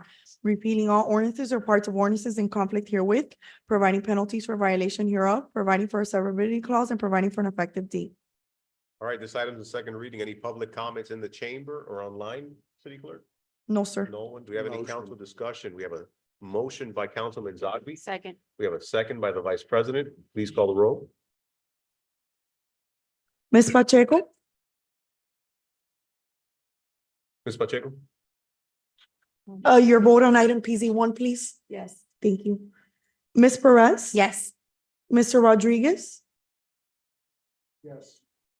Mr. Tumidor? Yes. Mr. Zogby? Yes. Mr. Calvo? Yes. Ms. Garcia Robes? Yes. Motion carries. The item is approved. Thank you. All right, PZ2. Second reading and public hearing of proposed ordinance granting a conditional use permit pursuant to Hialeah Code of Ordinances, section 98-181, to allow an assisted living facility with 87 beds, existing ALF since 1985, and a variance permit to allow 7 parking spaces where 29 parking spaces are required. In contrast to Hialeah Code of Ordinances, section 98-2189, subsection 21, property located at 68 West 7th Street, Hialeah, zoned R3D, multifamily district, and legally described herein, repealing all ordinances or parts of ordinances in conflict herewith, providing penalties for violation hereof, providing for a severability clause, and providing for an effective date. All right, this item is está candela también este. Este está. All right, so this is items in second reading. Do we have any council discussion? Motion. Otherwise. No public comments? No, sir. Any in the chamber? No one has anything to say about this item? No? Okay, all right, so we have a motion by Councilman Zogby, and we have a second by the Vice President. Please call the roll. Ms. Perez? Yes. Mr. Rodriguez? Mr. Tumidor? Yes. Mr. Zogby? Yes. Mr. Calvo? Yes. Ms. Garcia Robes? Yes. Ms. Pacheco? Yes. Motion carries. The item is approved. Thank you. Have a good night. Thank you. Bye, all right, Good night. all right. All righty, PZ3. First reading of proposed ordinance granting a conditional use permit pursuant to Hialeah Code of Ordinances, section 98-181, to allow K through 1 grade elementary school with a maximum capacity of 24 students in conjunction with a 72 children daycare. Granting a variance permit to allow 35 parking spaces where 42 parking spaces are required. In contrast to Hialeah Code of Ordinances, section 98-2189, subsection 9. Property located at 2863 West Second Avenue, Hialeah, Zone C2, Liberal Retail Commercial District, and legally described herein. Repealing all ordinances or parts of ordinances in conflict herewith, providing penalties for violation hereof, providing for a severability clause, and providing for an effective date. All right, so the lobbyist, the representative is Waldo. Where's Waldo? Oh, good one. Just wanted to Good say one. that. No, no one's here. Is Waldo here? No, he's not here. Is there a representative from this item here today? Okay. This is one of the schools, no? Okay, Let's table it. yeah, if you don't mind, we have a motion to table? Yeah, Motion to table. Motion by Councilman Calvo and then a Second. second by Perez. Sir, is that to table till the next So next meeting? meeting. Well, thank you. So, yes, sir. Motion by Calvo and second by Perez. Mr. Rodriguez? Mr. Tumidor? Yes. Mr. Zogby? Yes. Mr. Calvo? Yes. Ms. Garcia Robes? Yes. Ms. Pacheco? Yes. Ms. Perez? Yes. Motion passes. The item is tabled until April 23rd, 2024. Okay, perfect. PZ4.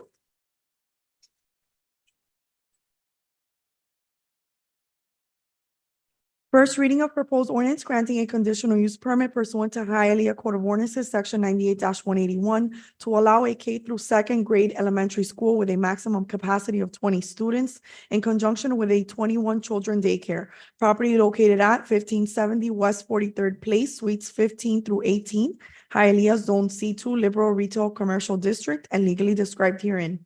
Repealing all ordinances or parts of ordinances in conflict herewith, providing penalties for violation hereof, providing for a severability clause, and providing for an effective date. All right, this item's in first reading. Mr. Messer, this is your item?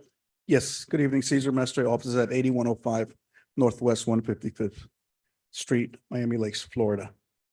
Answer to your question, yes. Okay, could you just give us a quick high level?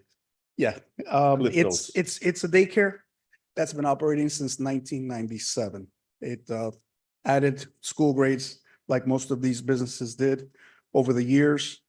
They're only asking for permission for 20 students, kindergarten, 1st and 2nd grade, and a daycare of 21. It's a shopping center. They do have 7 spaces allocated to them. There's a recommendation of approval from staff. There's a vote of recommendation from your zoning board. And there are conditions which are provide a declaration of restrictions, saying that we're going to have a maximum of 20 students, grades K through 2, in conjunction with the maximum 21 child daycare. The owner is supposed to obtain a change of use approval within 90 days of the COP approval. And the shopping center owner has to apply for a parking variance. The school does have 7 parking spaces that are designated for their exclusive use in the shopping center. But the shopping center is short of spaces, but the zoning department is taking the position now that that's the responsibility of the owner of the shopping center, not the tenants. Got it. So as far as our operation in our school and daycare, it's okay. Understood. And then there's no declaration of restrictions that we got to know about from 20 years ago. The No? declaration of restrictions, only the one. that I Okay, took. this new one right now? Okay, no, no, no. All right, that sounds great. We have a motion? Motion. We have a motion Second. by Rodriguez and then second by Perez. Mr. Tumidor? Yes. Mr. Zogby? Yes. Mr. Calvo? Yes. Ms. Garcia Robles? Yes. Ms. Pacheco? Yes. Ms. Perez? Yes. Mr. Rodriguez?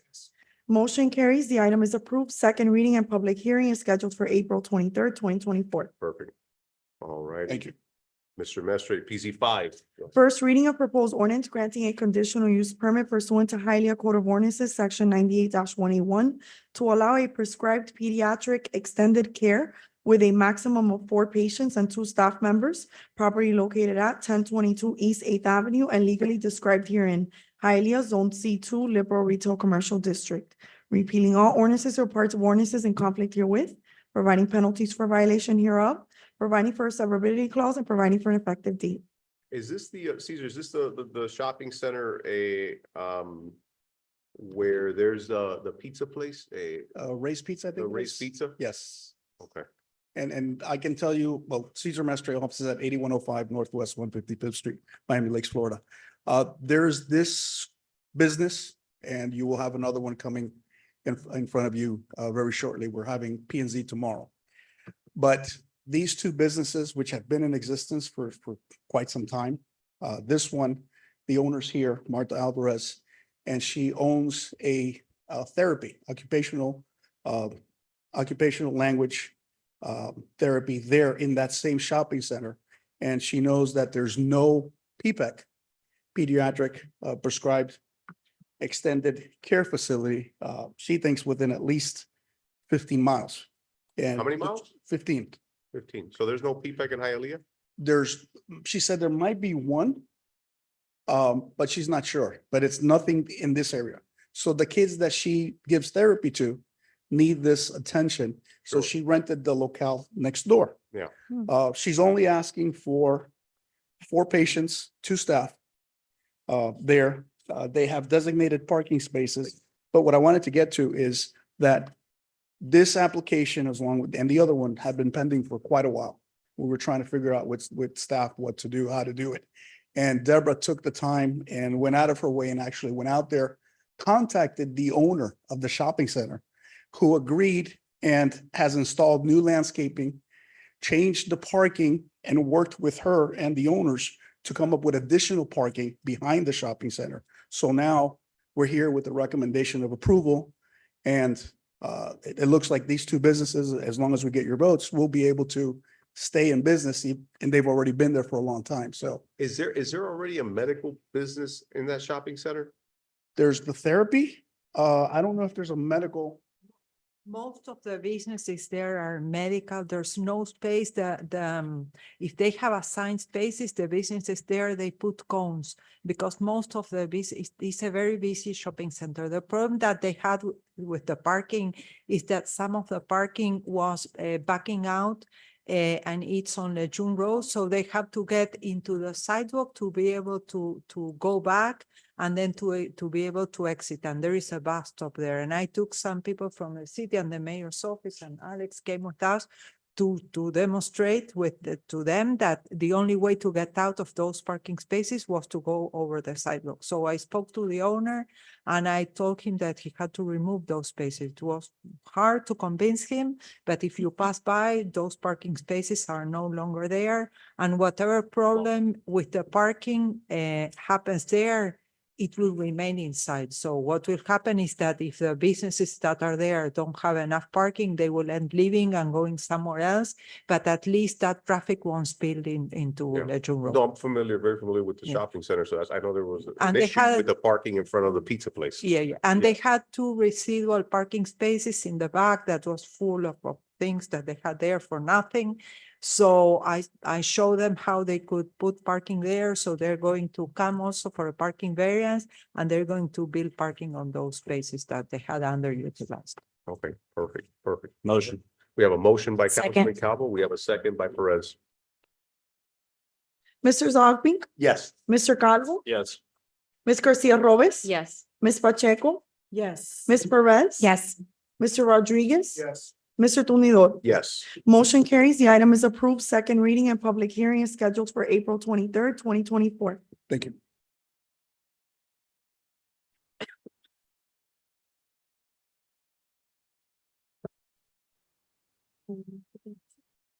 PZ six, yeah. First reading of proposed ordinance granting a special use permit pursuant to Hialeah Code of Ordinances, section 98-161, to allow the expansion of the neighborhood business district overlay, granting a variance permit to allow 18 units to have an area of 747 square feet and 6 units to have an area of 616 square feet, where 850 square feet is the minimum area required. Allow 65 parking spaces where 84 parking spaces are required. Allow front setback of 5 feet where 10 feet built to line are required. Granting a variance to waive the building mass and building frontage development standards in contrast to Hialeah Code of Ordinances, sections 98-1630.2, 98-1630.3, subsection E1, and 98-2189, subsection 16A. Properties located at 308-330-342 East 9th Street, Hialeah, Zone CR, Commercial Residential District, and legally described herein. Repealing all ordinances or parts of ordinances in conflict herewith, providing penalties for violation hereof, providing for a severability clause, and providing for an effective date. Good evening, Manny. Good evening, Manny Rose Architect, with offices at 18501 Pines Boulevard, 342 Pembroke Pines, Florida. Manny, I don't know if anyone has any questions, but just high level again, how many units you looking at? 33? Okay, and you're asking for NBD? Yes. Okay, so 33, and then how many parking spots? Okay, we have 65 parking spaces. We're required to have 84. Ownership is making an agreement with whoever he leases retail downstairs. As to after hours, they have to basically go into the pool for the tenants. In addition to that, meaning by doing that, we'll have 2 parking spaces per unit. And then down the street on Third Avenue, we have 8 to 10 off-street parking that can be used for whatever, but they're there. So I'm sorry, and then just because we've been talking about this in the task force, right? And what parking is he talking about, Deborah? I mean, is that? On Third Avenue, on East Third Avenue. Yeah, The parking for the side. Storage for the record, just please give your name and. Yeah, they were storage planning and zoning director. What he's saying is that the parking that is assigned to the commercial first floor that is there during the day will be available for the owners at night. no, I got that, but They will he's, be sharing the but he parking. mentioned a street parking Well, down the there- street. Well, the street parking is street parking. No, Yes. on-street parking. On street, I'm sorry. On-street parking, Yeah. yes. He mentions the public parking that is there on West Second Street with West. Yeah, so we can't, I Yeah. mean, we shouldn't really, I mean, that's, Yeah. okay, we got it, don't okay, have I that, just yes. made it seem like if it was part of this project, right? Yeah. Okay, all right, that's, and then just one last thing, Also, the developer that is developing. yeah, no, he this does great work, property, no, I got it. He also has another property 2 blocks from there on, what is the one on the corner? East 9, East 9, and I think that would be Fifth Street. Fifth Street. And he built a building and then he bought an additional lot and he's doing parking. So if there is someone that Yeah, has no, an no, extra no, they're car, good, they're there good, they're will be good, he's good, and flexibility. he's good too with this, so I like that. But just one last thing, on the commercial front, you said that, after hours, that parking would go into the residential pool, Yeah. right? Exactly. Yes. So at what time are we looking at for these retail shops to close down? That's something I need to discuss with ownership, but I'm assuming it's 6, 7 o'clock. The time they. Okay, so what is this? Is this on first reading now? Yes. Yes. So can we put that on writing? Can we put that in an agreement as part of a, as far as that goes, or however good that is, right? We Yeah. put it on a declaration of Yes. restriction. Yeah. Okay, so for second reading, can we get that? Yes. Okay, perfect. Sounds good. What's- Yeah, through the chair. Yes, sir. Deborah, I'm also seeing that.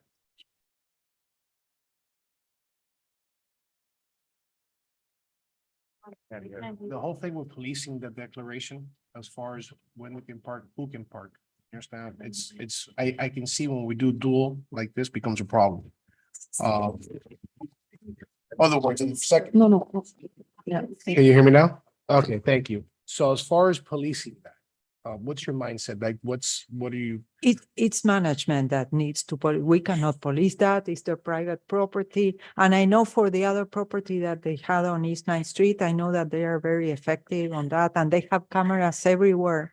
So they will be policing it themselves through the cameras. Okay.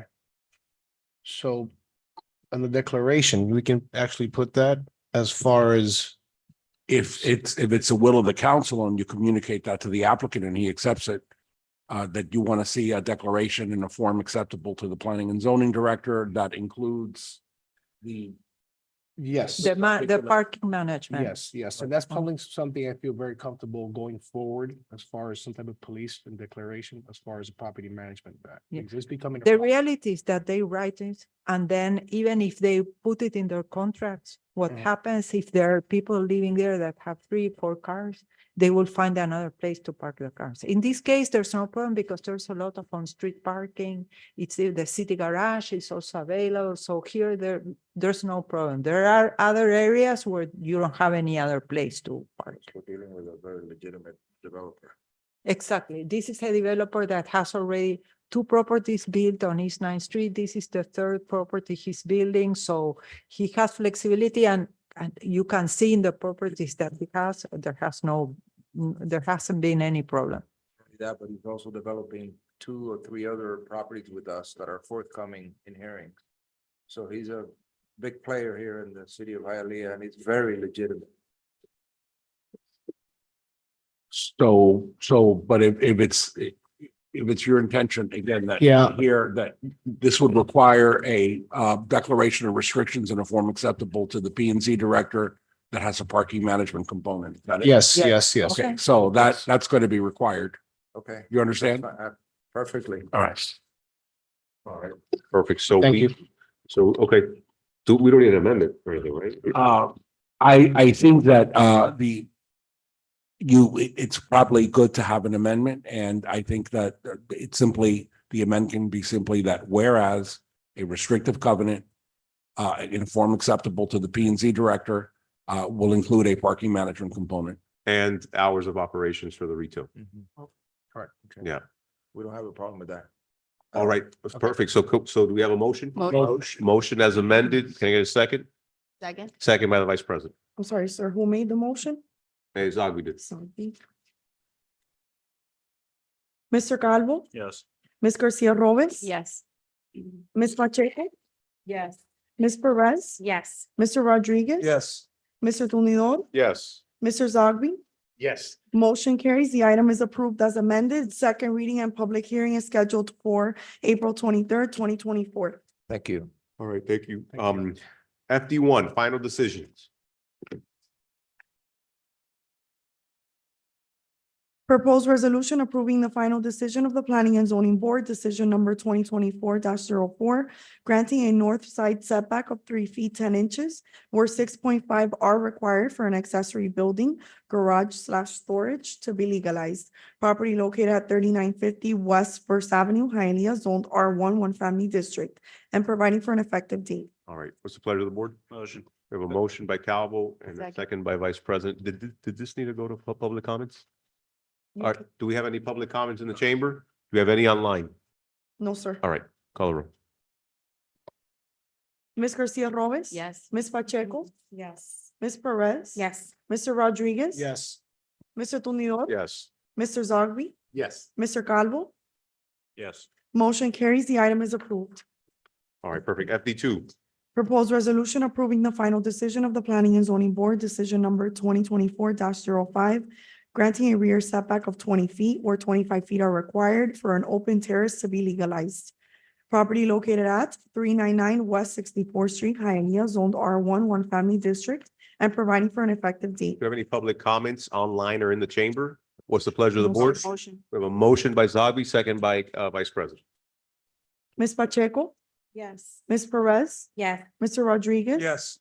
Mr. Tumidor, Yes. Mr. Zogby, Yes. Mr. Calvo, Yes. Ms. Garcia Robes. Yes. Motion carries. The item is approved. Sir, before you adjourn, I need to record a couple votes of Monica Perez, please. Okay. Ma'am, your vote on board appointment item 9A, Yes. and your vote on the consent agenda minus consent item H. Say that again? Your vote on the consent agenda minus consent item H, which you did vote on. Yes. Thank you. That's all. Before- Alrighty, meeting before adjourned. you- Before Oh, you adjourn, Okay. we left there flyers for you because we have the transit day on Friday. Oh, yeah. All the department heads were in, or someone that they assign, are encouraged to use transit to come to City Hall between 9 and 9:30. For some of us, will take like 2 hours to be here using transit. But this is part of the master plan, so we're going to evaluate the experiences and use for future planning. Oh, So you're welcome to come. So do we meet here to We take the meet- transit, or we gotta No, take the no, transit you here so we can take talk the about tra- it? You need to arrive here Got it. between 9 and 9:30 using transit. Got it. Okay, thank you. Meeting adjourned. Thank you. For next meeting.